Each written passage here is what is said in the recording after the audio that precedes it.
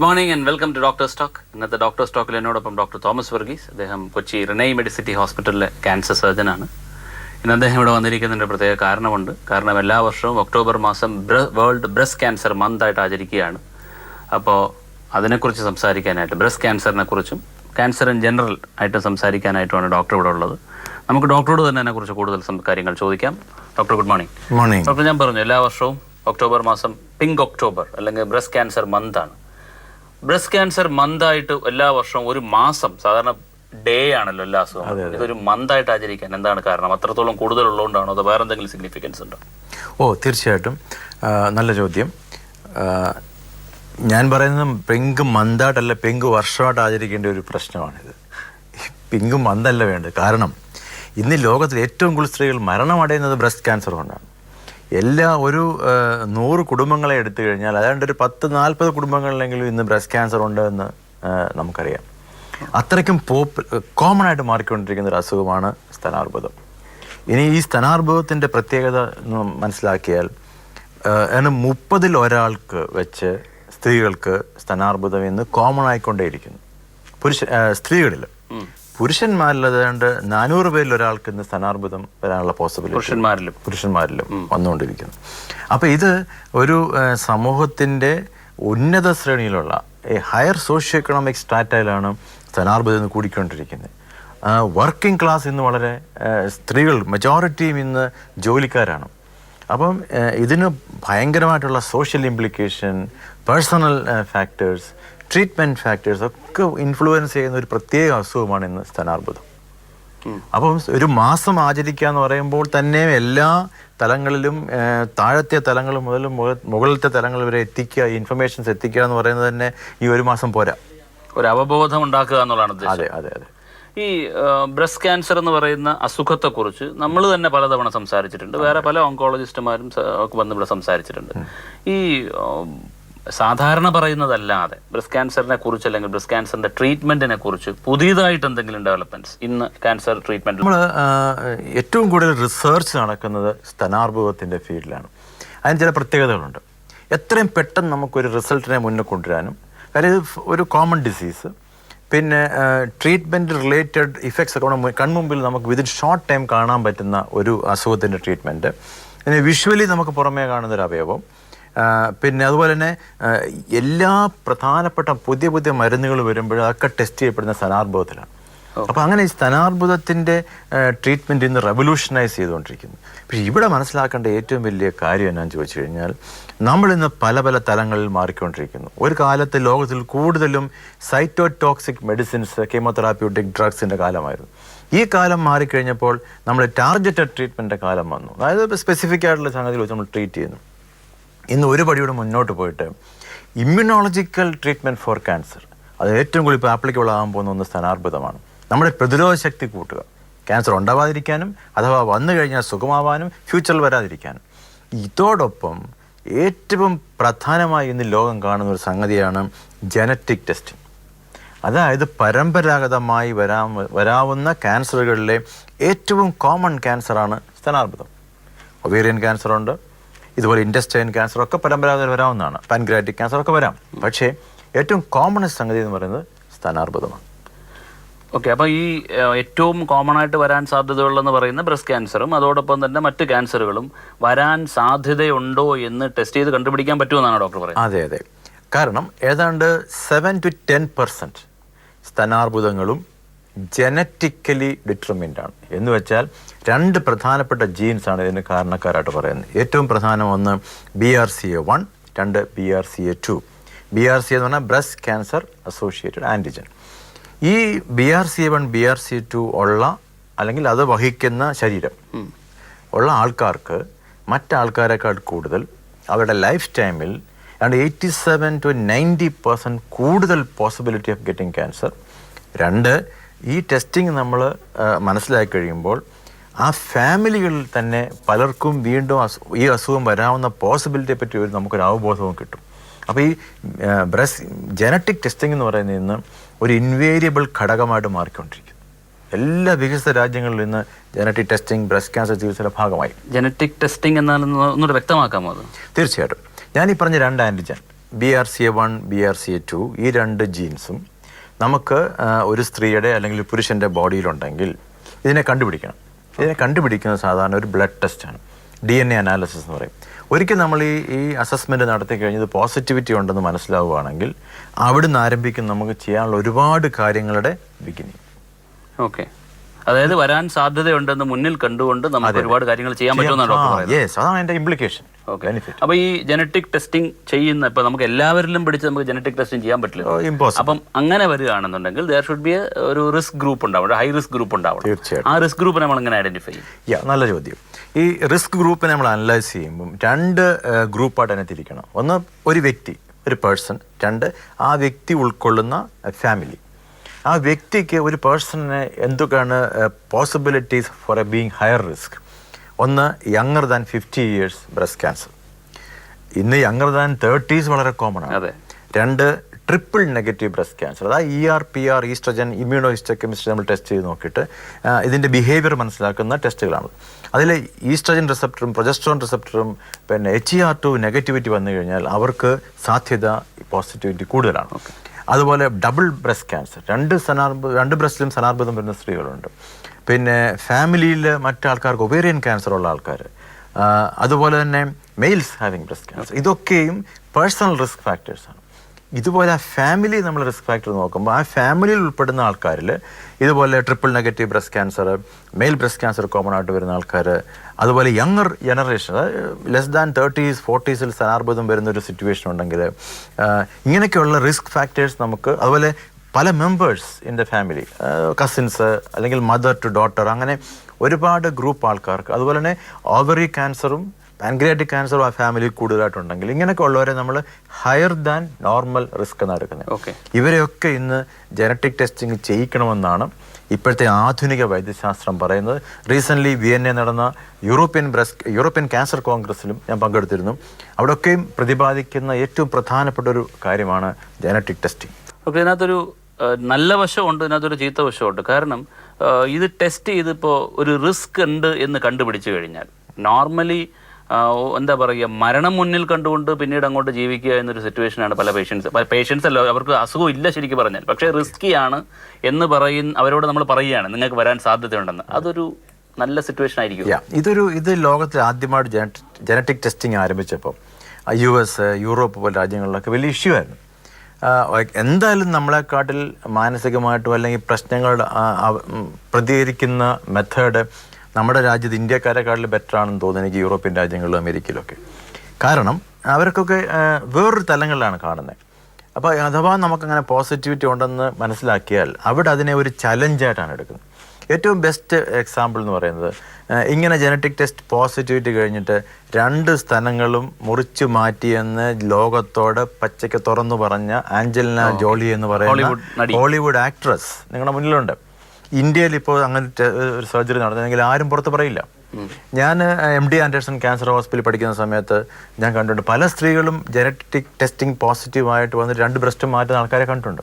അതൊരു വാർത്തയല്ലായിരുന്നു. പക്ഷേ ആഞ്ചലിന ജോളി എപ്പോൾ ബ്രസ്റ്റ് മാറ്റിയെന്ന് പരസ്യമായി ലോകത്തോട് പറഞ്ഞുവോ അന്നൊരു വാർത്തയായി.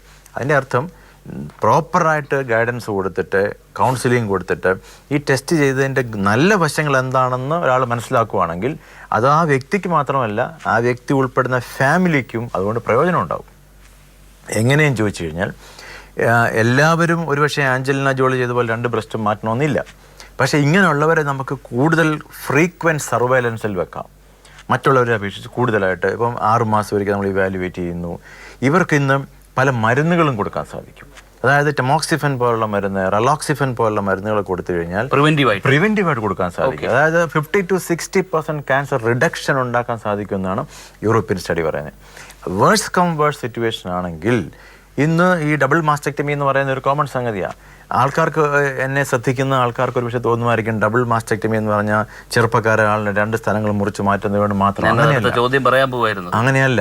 ഡബിൾ മാസ്റ്റക്ടമി ചെയ്താൽ അതൊരു സബ്ക്യൂട്ടേനിയസ് മാസ്റ്റക്ടമി എന്ന് പറയും. അതായത് ബ്രസ്റ്റിനകത്തുള്ള മിൽക്ക് പ്രൊഡ്യൂസിങ് ഗ്ലാൻസിനെ മാത്രം മാറ്റിയ ശേഷം അതിനുള്ളിൽ പ്ലാസ്റ്റിക് സർജറി ഒക്കെ ചെയ്തിട്ട് പുറമെ ആര് കണ്ടാലും മനസ്സിലാകാത്ത രീതിയിൽ പ്ലാസ്റ്റിക് സർജറിയോടെ കമ്പൈൻ ചെയ്യുന്ന ഒരു പ്രൊസീജിയറാണ് ഈ ഡബിൾ മാസ്റ്റക്ടമി, അല്ലെങ്കിൽ ആഞ്ചലിന ജോളി അണ്ടർഗോ ചെയ്ത സർജറി. അപ്പോൾ ഇങ്ങനെ ആകുമ്പം പുറമെ ആർക്കും മനസ്സിലാവില്ല ഈ സർജറി ചെയ്തതായിട്ടും. അവരുടെ വിഷ്വൽ അപ്പിയറൻസിലും ഒരു മാറ്റവും ഉണ്ടാവില്ല. മാത്രവുമല്ല അവർക്കൊരു റിസ്ക് റിഡക്ഷൻ ഉണ്ടായിക്കഴിയും. ഇതൊരു വലിയ ബെനിഫിറ്റ് ആക്ച്വലി. പക്ഷേ അത് നമ്മുടെ നാട്ടിലോട്ട് വന്ന് ഇതിനൊരു അക്സെപ്റ്റബിലിറ്റി വരാൻ ഒരുപക്ഷെ അതിന് സമയം എടുക്കുമായിരിക്കും. But it is benefiting. ഈ ഇപ്പം ഡോക്ടർ പറഞ്ഞ ഈ പ്രൊസീജിയർ, അതായത് ഡബിൾ മാസ്റ്റക്ടമി എന്ന് പറയുന്നത് ബ്രസ്റ്റിന്റെ സ്ട്രക്ചറിനോ അല്ല ഒന്നിനും ഒരു വ്യത്യാസം വരാതെ ഇൻക്ലൂഡിങ് പ്ലാസ്റ്റിക് സർജറി, ബ്രസ്റ്റിന്റെ ഷേപ്പും കാര്യങ്ങളും എല്ലാം നിലനിർത്തിക്കൊണ്ട് ചെയ്യുന്ന ഈ സർജറി, അത് ചെയ്യുന്നു എന്ന് പറയുന്ന അതേ കാലത്ത് തന്നെ ഇന്നും മാസ്റ്റക്ടമി അഡ്വൈസ് ചെയ്യുന്നുണ്ടല്ലോ, അല്ലെങ്കിൽ ചെയ്യുന്നുണ്ടല്ലോ. അതിന്റെ അപ്പം ഇത് തമ്മിൽ ഒരിക്കലും യോജിക്കില്ലല്ലോ. അതൊരു വിരോധാഭാസമാണ്, പറയാതിരിക്കാൻ പറ്റില്ല. കാരണം ഇന്ന് നടക്കുന്ന എല്ലാ സ്റ്റഡീസും പറയുന്നത് സ്തനാർബുദം വന്നു കഴിഞ്ഞ ഒരു സ്ത്രീയുടെ അല്ലെങ്കിൽ പുരുഷൻ്റെ സ്ഥാനം മുഴുവൻ മുറിച്ച് മാറ്റുന്ന സിറ്റുവേഷനും സ്ഥാനം അതേസമയം കോസ്മെറ്റിക് ഓങ്കോപ്ലാസ്റ്റിക് ബ്രസ്റ്റ് സർജറി എന്ന് പറയുക, സ്ഥാനം മുഴുവൻ മാറ്റാതെ ക്യാൻസർ വന്ന ഭാഗം മാത്രം മാറ്റി ആക്സിലറി ഡിസെക്ഷനും ചെയ്ത് കറക്റ്റായിട്ടുള്ള ട്രീറ്റ്മെൻറ്റ് പ്രോട്ടോകോൾ കൊടുക്കുകയാണെങ്കിൽ ഒരേ കാലഘട്ടം ജീവിച്ചിരിക്കും. അപ്പോൾ അതൊരു അനാവശ്യമായ സർജറിയാണ് സ്ഥാനം മുഴുവൻ മുറിച്ച് മാറ്റുന്നത്. ഒന്ന്, സൈക്കോളജിക്കലി ഒരാളെ നമ്മൾ ഹാം ചെയ്യുന്നത്, ഹറാസ്മെന്റ് ഓഫ് എ പേഴ്സൺ, അവരുടെ ഇൻഡിവിജ്വാലിറ്റി, പേഴ്സണാലിറ്റി, ഇതിനെയൊക്കെ നഷ്ടപ്പെടുത്തുന്ന ഒരു സർജറിയാണ് സ്ഥാനം മുഴുവൻ മുറിച്ച് മാറ്റുന്ന സർജറി.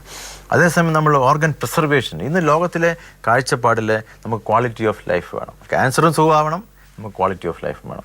ഇത് രണ്ടും കൂടെ ബ്ലെൻഡ് ചെയ്യണമെങ്കിൽ നമുക്ക് വേണ്ടി ഏറ്റവും പ്രധാനപ്പെട്ട പ്രൊസീജിയറാണ് ഇന്ന് ബ്രസ്റ്റ് സർജറിയിലെ ഓങ്കോപ്ലാസ്റ്റിക് ബ്രസ്റ്റ് സർജറി. അത് പുറമെ ആരും അറിയാൻ പാടില്ല. സ്വന്തമായിട്ട് നമ്മൾ നോക്കുമ്പോൾ പോലും നമുക്ക് യാതൊരു ഡിഫറൻസും തോന്നാത്ത രീതിയിൽ ക്യാൻസർ ട്രീറ്റ് ചെയ്യാൻ സാധിക്കും. പക്ഷേ ഒരു പ്രൈസ് ഉണ്ട് അതിനകത്ത്. Price is early detection. അവിടെയാണ് പ്രശ്നം ഇന്നിപ്പോൾ. പക്ഷേ നമ്മുടെ നാട്ടിലെ ഒരു പ്രത്യേകത എന്ന് പറഞ്ഞു കഴിഞ്ഞാൽ ഇത് നേരത്തെ തിരിച്ചറിഞ്ഞാൽ പോലും ട്രീറ്റ്മെൻറ്റിന് വരാത്ത സിറ്റുവേഷനാണ്. ഓ യെസ്, ഒരുപാട് പേരുണ്ട്. പ്രത്യേകിച്ച് ഞാൻ എൻ്റെ എക്സ്പീരിയൻസ് 27 വർഷത്തെ എക്സ്പീരിയൻസ് ഞാൻ പറയുവാണെങ്കിൽ ഏറ്റവും കൂടുതൽ ആൾക്കാർ ഇങ്ങനെ തിരിച്ചറിഞ്ഞിട്ടും വരാതിരിക്കുക എന്ന് പറയുന്നത് അപ്പർ സോഷ്യോ എക്കണോമിക് സ്റ്റാറ്റയിലുള്ള ആൾക്കാരാണ്. ഡോക്ടർമാർ പേഷ്യൻസ് എനിക്കുണ്ട്, പ്രൊഫസർമാരുണ്ട്, ഇൻഡസ്ട്രിയലിസ്റ്റുകളുണ്ട്, ബാങ്ക് ഓഫീസേഴ്സ് ഉണ്ട്. ഇവരൊക്കെ അത് രഹസ്യമായിട്ട് വെച്ചുകൊണ്ടിരിക്കുകയാണ്. There is a big problem in our state. അത് നമുക്ക് നമ്മളെ പറ്റിയുള്ള കൺസേൺ ആക്ച്വലി എനിക്ക് കുറവാണെന്നാണ് എനിക്ക് മനസ്സിലാകുന്നത്. നമ്മൾ അതുകൊണ്ട് തന്നെ ഈ പിങ്ക് മന്ത് സെലിബ്രേറ്റ് ചെയ്താൽ, പിങ്ക് വർഷം സെലിബ്രേറ്റ് ചെയ്താൽ പോലും ജനങ്ങളുടെ മാറ്റം ഉണ്ടാവണമെങ്കിൽ ദാറ്റ് ഷുഡ് കം ഫ്രം. പക്ഷേ ഞാൻ ഈ ഡോക്ടർ നേരത്തെ ഇപ്പോൾ ഈ പറഞ്ഞ പ്രശ്നം, അതായത് ബ്രസ്റ്റ് ക്യാൻസർ ഉണ്ട് എന്നൊരു ലംബായിട്ട് സ്വയം ഐഡൻറ്റിഫൈ ചെയ്താൽ പോലും ട്രീറ്റ്മെൻറ്റിന് ഒരു മുന്നോട്ട് വരാത്തതിൻ്റെ ഒരു കാരണം നിങ്ങളെപ്പോലുള്ളവർ തന്നെയാണ്. അതായത് ലംബ് എടുത്ത് മാറ്റുന്നതിന് പകരം ബ്രസ്റ്റ് മുഴുവൻ എടുത്ത് മാറ്റിയിട്ട് വിടുന്നതാണ് പ്രശ്നം. യെസ്, അത് 100% യു ആർ റൈറ്റ്. കാരണം ഈ ഒരു അണ്ടർസ്റ്റാൻഡിങ് ഇനി മെഡിക്കൽ പ്രാക്ടീഷണേഴ്സ്, ഓങ്കോളജിസ്റ്റുകൾക്കുണ്ടായിരിക്കണം. പലപ്പോഴും ഈ രോഗികൾ കാണാൻ പോകുന്നത് ചിലപ്പോൾ ഒരു റേഡിയേഷൻ ഓങ്കോളജിസ്റ്റിനെയോ അല്ലെങ്കിൽ ഒരു മെഡിക്കൽ ഓങ്കോളജിസ്റ്റിനെയോ ചിലപ്പോൾ സർജിക്കൽ ഓങ്കോളജിസ്റ്റിനെ ആയിരിക്കും കാണാൻ പോകുന്നത്. 10-30 വർഷം മുമ്പ് എന്ത് കിതാബിൽ എഴുതി വെച്ചിരുന്നു അത് നമ്മൾ ഇപ്പോഴും ചെയ്യുന്നു എന്ന് പറഞ്ഞു കഴിഞ്ഞാൽ അത് പ്രാക്ടിക്കൽ. ഇന്ന് ലോകം മാറിക്കൊണ്ടിരിക്കുമ്പോൾ, പുരോഗമനപരമായ മാറ്റങ്ങൾ വരുമ്പോൾ ഈ പറയുന്ന കാര്യങ്ങളെയൊക്കെ നമ്മുടെ ചികിത്സയിൽ ഉൾപ്പെടുത്തിയിട്ടില്ല എങ്കിൽ വി ആർ ഒബ്സൊലീറ്റ്. നമ്മൾ ഈ ചികിത്സയ്ക്ക് അല്ലെങ്കിൽ ചികിത്സ ചെയ്യാൻ യോഗ്യരല്ല എന്നുള്ളതാണ് സത്യം. അപ്പോൾ ഇതിനെ തിരിച്ചറിവ് നമുക്കുണ്ടായിരിക്കണം. അത് സത്യമായിട്ടും നിങ്ങൾ പറഞ്ഞ ശരിയാണ്, ഞങ്ങളെപ്പോലുള്ള ആൾക്കാരായിരിക്കും ഇതിൻ്റെ പുറകിലുള്ളത്. പക്ഷേ അത് അങ്ങനെയല്ല സമൂഹത്തിൽ നിന്ന് മാറ്റം വരുന്നതെന്നുള്ള കാര്യം ഇതുപോലുള്ള ചാനലുകൾ, നിങ്ങളെപ്പോലെ ആൾക്കാർ ഒന്ന് ഇൻ്റർവ്യൂ ചെയ്യുമ്പോൾ ഞങ്ങൾ പറയുന്ന ഈ കാര്യങ്ങൾ ജനങ്ങളിലേക്ക് എത്തണം. ഇതൊരു മീഡിയമാണ്. You are doing a good job as a person who is going to spread this message. ഈ ബ്രസ്റ്റ് ക്യാൻസറിൻ്റെ സർജറി വശമാണല്ലോ നമ്മളിപ്പോൾ പറഞ്ഞത്. സർജറി എന്ന് പറയുന്നത് അവിടെ ട്രീറ്റ്മെൻറ്റ് അവസാനിക്കുമോ അതോ ഫർദർ ഫോളോ അപ്പും കീമോതെറാപ്പി പോലുള്ള ഡ്രഗ് തെറാപ്പി വേറെ വേണ്ടി വരുമോ? തീർച്ചയായിട്ടും നമ്മൾ ഈ റിസ്ക് അസസ്മെൻറ്റ് ചെയ്ത് കഴിഞ്ഞു. ഇപ്പം ജനറ്റിക് ടെസ്റ്റിങ്ങോ അല്ലാതെയോ ഡീനോവോ 80-90% ആൾക്കാർക്ക് ഒരു പക്ഷേ ജനറ്റിക് പ്രശ്നങ്ങളില്ലായിരിക്കും. എങ്കിൽ പോലും നമ്മൾക്ക് ഒരാൾ കൊടുക്കാൻ പോകുന്ന ട്രീറ്റ്മെൻറ്റിന് ഒരു പാറ്റേൺ ഉണ്ട്. ആ പാറ്റേണിനകത്ത് സർജറി കഴിഞ്ഞാൽ, ഓപ്പറേഷൻ അതായത് ഓങ്കോപ്ലാസ്റ്റിക് സർജറി കഴിഞ്ഞാൽ എന്താണ് പെത്തോളജി, എന്താണ് അതിൻ്റെ റിസ്ക് സ്ട്രാറ്റിഫിക്കേഷൻ, അതിനുമുണ്ട് റിസ്ക് സ്ട്രാറ്റിഫിക്കേഷൻ. അനുസരിച്ച് ഏറ്റവും ബെസ്റ്റായിട്ടും ഓപ്റ്റിമമായിട്ടും കൊടുക്കേണ്ട ട്രീറ്റ്മെൻറ്റിനെ നമ്മൾ കറക്റ്റായിട്ട് കമ്പാർട്ട്മെൻറ്റലൈസ് ചെയ്തിട്ടാണ് കൊടുക്കുന്നത്. അപ്പം there will be chemotherapy depending upon the immunohistochemistry. Radiation വേണ്ടവർക്ക് റേഡിയേഷൻ ഉണ്ടായിരിക്കും. ഇതെല്ലാം കൂടെ ചേർന്ന ആകത്തുകയാണ് ഒരു നല്ല ക്യാൻസർ ട്രീറ്റ്മെൻറ്റ്. പലർക്കും ഹോർമോൺ ട്രീറ്റ്മെൻറ്റ് വേണ്ടി വരും. അപ്പം ട്രീറ്റ്മെൻറ്റിനകത്ത് നമ്മൾക്ക് ഉണ്ടായ ആധുനിക ലോകത്തിൽ എന്തൊക്കെ പുതുമകൾ വന്നിട്ടുണ്ടോ ഇത് നമ്മുടെ പേഷ്യൻസിന് കൊടുക്കുന്ന ഒരു പ്രസ്ഥാനം വരണം. 2, ഭയപ്പാട്. പലർക്കും പേടിയാണ്. ഈ ഭയം എന്ന് പറയുന്ന സംഗതി ഒന്നിനും പരിഹാരമല്ല. കറക്റ്റായിട്ട് എവിടെ ഐഡൻറ്റിഫൈ ചെയ്യാൻ പറ്റും, ഏത് ഡോക്ടറാണ് ഈ നല്ല ട്രീറ്റ്മെൻറ്റ് കൊടുക്കുന്നത്, എങ്ങനെയാണ് ഇത് കൊടുക്കേണ്ടത്, ഇതിനെപ്പറ്റി ഒരു അണ്ടർസ്റ്റാൻഡിങ് ആവശ്യമാണ്. അതുകൊണ്ടാണ് പലപ്പോഴും പല ആൾക്കാരും ഇത് സർജറി ആണോ വേണ്ടത്, ചെയ്താൽ എനിക്കുണ്ടാകുന്ന മാനസിക പ്രശ്നങ്ങൾ എങ്ങനെയായിരിക്കും ഒരു മറ്റുള്ളവരെ ഫേസ് ചെയ്യുന്നത്, ഇതെല്ലാം ഇതിൻ്റെ ഒരു ഭാഗമാണ്. ഇതിന് മാറ്റം ഉണ്ടാവണം. ഓക്കെ ഡോക്ടർ, നമ്മൾ സംസാരിച്ചുകൊണ്ടിരുന്നതിൻ്റെ ഇടയിൽ എവിടെയോ ഡോക്ടർ പറഞ്ഞു ഫീമെയിൽ ബ്രസ്റ്റ് ക്യാൻസറിനെ കുറിച്ച് പറഞ്ഞ കൂട്ടത്തിൽ 400-ലൊരു പുരുഷന് ബ്രസ്റ്റ് ക്യാൻസർ വരാൻ സാധ്യതയുണ്ടെന്ന് പറഞ്ഞു. അപ്പോഴേ ഞാൻ നോക്കി വെച്ചിരിക്കുകയായിരുന്നു. അതൊരു പുതിയ സംഗതിയാണ്. അതായത് ബ്രസ്റ്റ് ക്യാൻസർ വരുന്നുണ്ടാവാം, പക്ഷേ 400-ലൊരാൾ എന്ന് പറയുമ്പോഴത്തേക്ക് നമ്മുടെ വേൾഡിലെ പോപ്പുലേഷൻ എടുത്ത് നോക്കുമ്പോഴത്തേക്ക് അതിറ്റ്സ് എ ബിഗ് നമ്പർ. അത്രയും വലിയൊരു റിസ്ക് ആണോ അത് ശരിക്കും? Yes, it's a big risk. ഇന്ന് സോറി ടു ടെൽ യു, എൻ്റെ അടുക്ക ട്രീറ്റ്മെൻറ്റ് തന്നെ എത്രയോ മെയിൽ ബ്രസ്റ്റ് പേഷ്യൻസ്. പലരും നമ്മളെ കാണാൻ വരുന്നത് അഡ്വാൻസ് സിറ്റുവേഷനിൽ അവരെത്തപ്പെടുക. മറ്റ് പല മുഴകൾ സ്തനത്തിൽ വന്നു കഴിഞ്ഞിട്ടുള്ളൊരു കാഷ്വൽ ലുക്കിലാണ് പല ഡോക്ടർമാരും അവരെ സമീപിക്കുന്നത്. അപ്പോൾ ഇവർ ഒരു മൂഢസ്വർഗത്തിലിരുന്നുകൊണ്ട് പുരുഷന്മാർക്ക് ഒരിക്കലും സ്ഥാനാർബുദം വരുമെന്ന് പറയുന്ന ആ ഒരു കൺസെപ്റ്റിനെ ഉൾക്കൊള്ളാത്ത ഭിഷഗ്വരന്മാർ ട്രീറ്റ് ചെയ്യുമ്പോൾ ഇത് അൾസറായിട്ട് ഫംഗേറ്റ് ചെയ്ത് ലിവറിലും സ്പ്രെഡ് ചെയ്ത് ബ്രെയിനിലൊക്കെ സ്പ്രെഡ് ചെയ്തിട്ടാണ് ഇന്ന് പല മെയിൽ പേഷ്യൻസും വരുന്നത്. ഇത് മെയിൽസിന് ബ്രസ്റ്റ് ക്യാൻസർ വരില്ല എന്നുള്ള കൺസെപ്റ്റ് കൊണ്ടാണോ ഇങ്ങനെ ഇത് മാൽ ട്രീറ്റ് ചെയ്തു? അങ്ങനെയല്ല. ഈ ക്യാൻസർ ട്രീറ്റ്മെൻറ്റിനകത്ത് ഇൻവോൾവ് ചെയ്ത് അല്ലെങ്കിൽ ക്യാൻസറിനെ ഒരു പ്രശ്നമായിട്ട് മനസ്സിലാക്കി ട്രീറ്റ് ചെയ്യുകയോ അല്ലെങ്കിൽ ഒന്നുമല്ലെങ്കിൽ GP ആണെങ്കിൽ പോലും ഇങ്ങനൊരു പ്രശ്നം ഉണ്ട് എന്നുള്ളൊരു അവയർനെസ് അവർക്കുണ്ടെങ്കിൽ സസ്പെക്റ്റ് ചെയ്യാൻ പറ്റും. നമുക്കറിയാമല്ലോ, മെഡിക്കൽ പ്രാക്ടീസിൽ 2 രീതിയിലാണ് നമ്മൾ ഡയഗ്നോസ് ചെയ്യുന്നത്.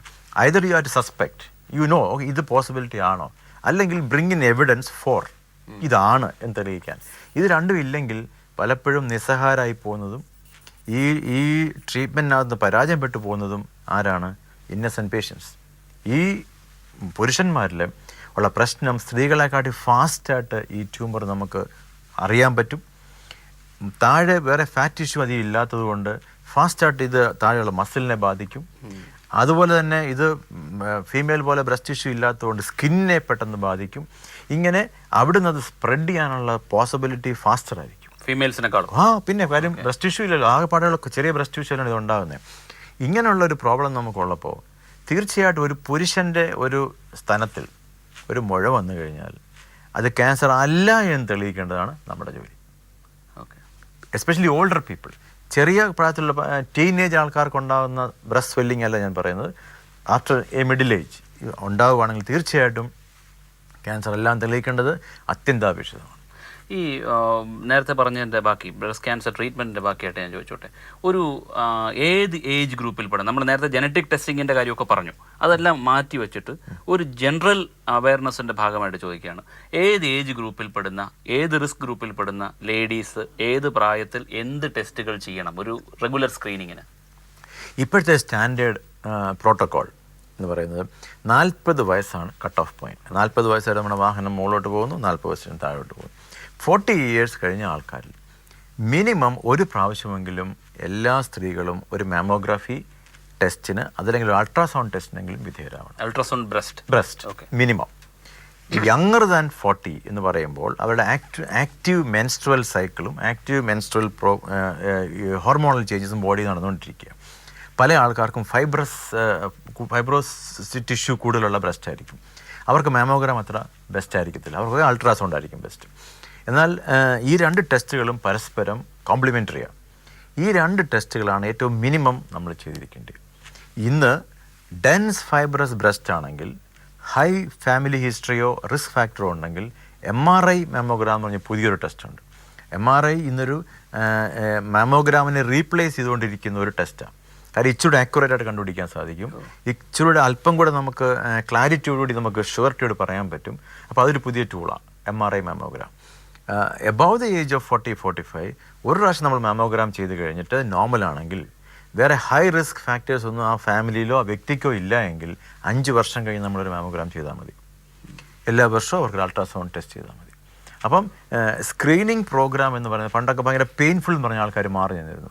അത് യങ്ങർ ഏജിലാണ് ഈ പെയിൻ കൂടുതൽ വരുന്നത്. അവർക്ക് ഇന്ന് MR മാമോഗ്രാം ചെയ്യുമ്പോൾ ഒരു പ്രസ്സിങ്ങും ഇല്ല, ബ്രസ്റ്റിൽ ഒരു പ്രഷർ ഉണ്ടാവുകയോ ഒന്നുമില്ല. അത് ആ MRI ആ മെഷീനകത്ത് നമ്മൾ കിടക്കുന്നത് മാത്രമേ ഉള്ളൂ. അപ്പോൾ ഒത്തിരി പ്ലസ് പോയിൻറ്റ്സ് ഉണ്ട്. പക്ഷേ ഇതിനൊക്കെ മുന്നോടിയായിട്ട് ആവശ്യമുള്ള കാര്യം മിനിമം അവനവൻ്റെ സ്വയം അവരവരുടെ സ്ഥാനമെങ്കിലും പരിശോധിക്കുക എന്നുള്ള. എല്ലാ യൂറോപ്യൻ സ്റ്റഡീസൊക്കെ പറയുന്നത് ഈ മെമോഗ്രാഫി സ്ക്രീനിങ് പ്രോഗ്രാമും സെൽഫ് എക്സാമിനേഷനും കൂടെ കമ്പയർ ചെയ്താൽ വലിയ ഡിഫറൻസ് ഒന്നുമില്ല. എന്ന് വെച്ചാൽ ഒരു സ്ത്രീ അവർ ഋതുമതികളായി കഴിഞ്ഞ ശേഷം മുന്നോട്ടുള്ള യാത്രയിൽ മരണം വരെ അവരവരുടെ സ്വയം സ്ഥലം പരിശോധിക്കാൻ പ്രാപ്തരാവണം. അതിനുള്ള മെത്തേഡ് അവരറിഞ്ഞിരിക്കണം. അതിനെ അവർ ജീവിതത്തിൻ്റെ ഭാഗമാക്കി മാറ്റണം. അതാണ് അത്യാവശ്യം. അതാണ് ഏറ്റവും അത്യാവശ്യം. ഈ ബ്രസ്റ്റ് ക്യാൻസർ ട്രീറ്റ് ചെയ്യുന്ന സമയത്ത് ഇപ്പോൾ ഈ സർജറി കഴിഞ്ഞ ചില ആൾക്കാരിൽ അതൊരു ഞാനിപ്പോൾ ആഡഡ് ഡൗട്ട് ചോദിക്കുകയാണ്. ചില ആൾക്കാർ കൈക്ക് ഒരു പ്രശ്നം വരുന്നതായിട്ട് കാണാറുണ്ട്. അത് എഡിമ വരുന്നത് എന്താണ് കാര്യം? അതൊരു സർജിക്കൽ എററാണോ? അതൊരു സർജൻ ഇൻഡ്യൂസ്ഡ് പ്രോബ്ലമാണ്. എന്ന് വെച്ചാൽ എങ്ങനെ സർജറി ചെയ്യുന്നു? ആക്സില്ല ആംപിറ്റ് എന്ന് പറയുന്ന സ്ഥലത്ത് ഒരു ആക്സിലറി വെയിൻ ഉണ്ട്. ഈ ആക്സിലറി വെയിൻ്റെ മുകളിൽ പോയി ഡിസെക്ഷൻ ചെയ്യുമ്പോൾ ശരിക്കും പറഞ്ഞാൽ അതൊരു അൺവാണ്ടഡ് സർജറിയാണ്. കാരണം ആക്സില്ല വെയിൻ്റെ മുകളിലിരിക്കുന്ന ഒരു ലിംഫ് നോഡ് പോസിറ്റീവ് ആണെങ്കിൽ അതിനെ നമ്മൾ സൂപ്രാ ക്ലാവിക്കുലർ നോഡ് എന്ന് പറയും. അത് വേറൊരു സ്റ്റേജ് ആയി കഴിഞ്ഞു. അവർ സർജറിക്ക് വിധേയരാവേണ്ടവരല്ല. അവർ അപ്പ് ഫ്രണ്ടായിട്ടുള്ള കീമോതെറാപ്യൂട്ടിക് മരുന്ന് കൊടുത്ത് ട്യൂമറിനെ ഷ്രിങ്ക് ചെയ്യപ്പെടേണ്ട ഗ്രൂപ്പാണ്. അപ്പോൾ അവിടെ പോയി അങ്ങനെ സർജറി ചെയ്യുമ്പോൾ സർക്കംഫറൻഷ്യൽ ഡിസെക്ഷൻ എന്നാണ് നമ്മൾ പറയുന്ന വാക്ക്. ഒരു ആക്സിലറി വെയിൻ ചുറ്റിനുമാണ് ഈ ലിംഫാറ്റിക് ചാനലിൽ പോകുന്നത്. അതിനെ കംപ്ലീറ്റ് ആയിട്ട് നമ്മൾ സ്ട്രിപ്പ് ഓഫ് ചെയ്തുവാണെങ്കിൽ ലിംഫിന് തിരിച്ച് ബോഡിയിലോട്ട് തിരിച്ച് കയറിപ്പോകാൻ വഴിയില്ല. നാച്ചുറലി ഒരു വഴി ബ്ലോക്ക് ചെയ്ത് കഴിഞ്ഞാൽ ഡാമിൽ വെള്ളം കെട്ടുന്ന പോലെ കയ്യിൽ മുഴുവനും ആ ലിംഫാറ്റിക് ചാനലിൽ മുഴുവൻ നീര് വന്ന് വീർക്കും. അപ്പോൾ അതൊരു basically it's A surgeon induced problem. അത് സർജറിയുടെ ഭാഗമാണ്. പണ്ട് കാലത്ത് നടന്നുകൊണ്ടിരുന്ന റാഡിക്കൽ മാസ്റ്റക്ടമി എന്നൊക്കെ പറഞ്ഞു കഴിഞ്ഞാൽ കംപ്ലീറ്റ് സ്ട്രിപ്പ് ഓഫ് ചെയ്യുന്നൊരു പരിപാടിയായിരുന്നു. അന്നിത് വളരെ കൂടുതലായിരുന്നു. ഇന്ന് ഇപ്പോൾ അൺട്രെയിൻഡ് ആൾക്കാരത് ഓപ്പറേറ്റ് ചെയ്യുവാണെങ്കിൽ ഈ പ്രശ്നത്തിൻ്റെ സാധ്യത കൂടുതലായിരിക്കും. ഇന്നുണ്ട്, വളരെ കോമൺ ആയിട്ടുണ്ട്. അപ്പോൾ നമ്മൾ ഹൈലി സെലക്റ്റീവായിട്ട് ചെയ്യേണ്ട ഒരു സർജറിയാണ് ആംപിറ്റിനകത്തുള്ള ഡിസെക്ഷൻ. അതുകൊണ്ടാണ് ഇന്ന് നമ്മൾ വളരെ ക്ലിയറായിട്ട് ഇൻവോൾവ് നോഡ്സ് ഉണ്ടോ ഇല്ലയോ എന്നൊക്കെ ടെസ്റ്റ് ചെയ്തിട്ടായിരിക്കും പലപ്പോഴും അതിന് സെൻറ്റിനൽ നോഡ് ബയോപ്സി എന്നൊക്കെ പറയാം. ഇതൊക്കെ നമ്മൾ ചെയ്യുവാണെങ്കിൽ if you are untrained, if you are trained you will restrict to below the compartment. Operate ചെയ്യേണ്ട ലെവലിൽ ഇപ്പോൾ ഓപ്പറേറ്റ് ചെയ്യും. അൺട്രെയിൻഡ് ആയിട്ട് ആൾക്കാർ അങ്ങനെ ആണെന്നുണ്ടെങ്കിൽ അവർ ആദ്യം ചെയ്യേണ്ടത് ഈ സെൻറ്റിനൽ നോഡ് ബയോപ്സി ഒക്കെ കണ്ടുപിടിച്ചിട്ട് ആ ടെസ്റ്റിംഗ് ഒക്കെ പഠിച്ച് സ്വായത്തമാക്കിയ ശേഷം ഈ പരിപാടിക്ക് പോകണം. ഓക്കെ ഡോക്ടർ, ഇന്നത്തെ ഡോക്ടർ സ്റ്റോക്കിൻ്റെ സമയം ഇവിടെ അവസാനിക്കുകയാണ്. ഇന്നത്തെ ഡോക്ടർ സ്റ്റോക്കിൽ ഡോക്ടർ തോമസ് വർഗീസ്, അദ്ദേഹം റിനൈ മെഡിസിറ്റി ഹോസ്പിറ്റലിലെ ക്യാൻസർ സർജനാണ്. ബ്രസ്റ്റ് ക്യാൻസർ മന്തുമായി ബന്ധപ്പെട്ട് ബ്രസ്റ്റ് ക്യാൻസറിനെ കുറിച്ചും അതിൻ്റെ അവയർനെസ്സിനെ കുറിച്ചും അതുപോലെ ബ്രസ്റ്റ് ക്യാൻസറിൻ്റെ ഏറ്റവും ലേറ്റസ്റ്റ് ആയിട്ടുള്ള ഡിറ്റക്ഷൻ ടൂളായ ജനറ്റിക് ടെസ്റ്റിങ്ങിനെ കുറിച്ചുമൊക്കെയാണ് അദ്ദേഹം പറഞ്ഞത്. അദ്ദേഹം പറഞ്ഞതിൽ നിന്ന് എനിക്ക് മനസ്സിലായത് ബ്രസ്റ്റ് ക്യാൻസർ എത്ര നേരത്തെ ബ്രസ്റ്റ് ക്യാൻസർ മാത്രമല്ല എല്ലാ ക്യാൻസറുകൾക്കും ഈ പറഞ്ഞ കാര്യങ്ങൾ ബാധകമാണ്. എനിക്ക് തോന്നുന്നു വളരെ ചുരുക്കം ചില ക്യാൻസറുകളേ ഉള്ളൂ ഈ പറഞ്ഞ ഒരു കാര്യം ഞാനിപ്പോൾ പറയാൻ പോകുന്ന കാര്യത്തിന് പുറത്ത് നിൽക്കുന്നത്. അതായത് നേരത്തെ കണ്ടുപിടിച്ചാൽ 100% ട്രീറ്റബിൾ ആണ് ഒരുമാതിരി എല്ലാ ക്യാൻസേഴ്സും. ബ്രസ്റ്റ് ക്യാൻസറിൽ ഏറ്റവും പ്രധാനപ്പെട്ട ഒന്ന്, അതായത് ഒരു മുഴയായി കണ്ടുപിടിക്കുകയാണെങ്കിൽ 100% ക്യൂറബിൾ ആയിട്ടുള്ളൊരു ക്യാൻസറാണ് നമ്മൾ വെച്ച് വലുതാക്കി. അതെ, അതാണ് ഈ ടി ഫാക്ടർ, TNM-ലെ ടി ഫാക്ടർ എന്ന് പറയുന്നത് ട്യൂമർ സൈസ് ആണ്. അത് നമ്മൾ അത് കണ്ടുപിടിക്കേണ്ട സമയത്ത് കണ്ടുപിടിച്ച് ട്രീറ്റ് ചെയ്യേണ്ടത് പോലെ ട്രീറ്റ് ചെയ്യാത്തത് കൊണ്ടാണ് പലപ്പോഴും ബ്രസ്റ്റ് ക്യാൻസർ മരണകാരണമായേക്കാവുന്നത്. അപ്പോൾ അത് നമ്മൾ രണ്ടുപേരും ഡോക്ടർ തുടക്കത്തിൽ പറഞ്ഞത് ഞാനിപ്പോൾ പറഞ്ഞത് തമ്മിൽ വളരെയധികം വിരുദ്ധമാണ്. അതായത് ഏറ്റവും കൂടുതൽ സ്ത്രീകൾ മരിക്കുന്ന ബ്രസ്റ്റ് ക്യാൻസർ ആണെന്ന് ഡോക്ടർ പറഞ്ഞു, ഏറ്റവും കൂടുതൽ സ്ത്രീകൾ മരിക്കുന്ന രോഗം ബ്രസ്റ്റ് ക്യാൻസർ ആണെന്ന് പറഞ്ഞു. ഞാൻ പറയുന്നു 100% അത് ട്രീറ്റബിൾ ആണെന്ന്. ഇത് രണ്ടും തമ്മിൽ ഭയങ്കര വൈരുദ്ധ്യമാണ്. അതിന് കാരണം നമ്മൾ തന്നെയാണ്. ഈ പ്രോഗ്രാം കണ്ടിരിക്കുന്നവർക്കെങ്കിലും അതിനെക്കുറിച്ചുള്ള അവയർനെസ് ഉണ്ടാവട്ടെ എന്ന് പ്രാർത്ഥിച്ചുകൊണ്ട് അടുത്തയാഴ്ച വീണ്ടും കാണാൻ പറ്റിയ വിഷയമായിട്ട് ബൈ.